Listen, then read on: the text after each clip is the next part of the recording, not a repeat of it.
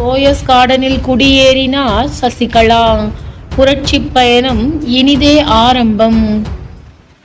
ஜெயலலிதாவின் நெருங்கிய தோழியும் அதிமுகவின் பொதுச் செயலாளரும் தான் என உரிமை கோரி வருபவரான சசிகலா இன்று போயஸ் கார்டனில் தனது புதிய வீட்டிற்கு கிரகப்பிரவேசம் நடத்தினார்.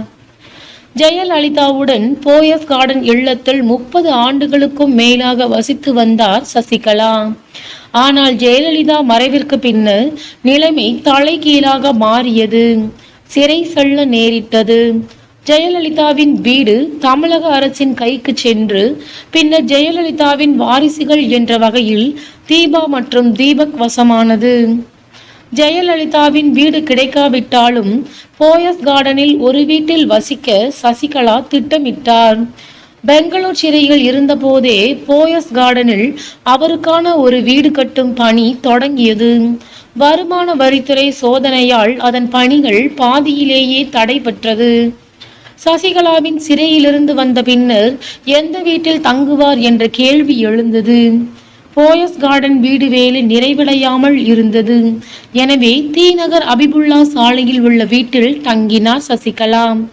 அவ்வப்போது போயஸ் கார்டன் சென்று அங்குள்ள விநாயகர் கோவிலில் வணங்கிவிட்டு வருவார் சசிகலா. சசிகலா சிறையிலிருந்து விடுதலையாகி 3 ஆண்டுகள் நிறைவு பெறும் நிலையில் தற்போது போயஸ் கார்டனுக்கு மீண்டும் சென்றுள்ளார். தனது புதிய வீட்டில் கிரகப்பிரவேசம் நடத்தியுள்ளார். இந்நிகழ்வில் சசிகலாவுடன் இளவரசி கலந்து கொண்டார்.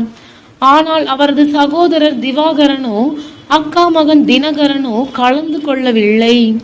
சிறையிலிருந்து மீண்டு வந்த உடனே தீவிர அரசியலில் சசிகலா ஈடுபடுவார் என்று எதிர்பார்க்கப்பட்ட நிலையில் அவர் தேர்தல் சமயத்தில் அரசியலில் இருந்து ஒதுங்குவதாக அறிவித்தார்.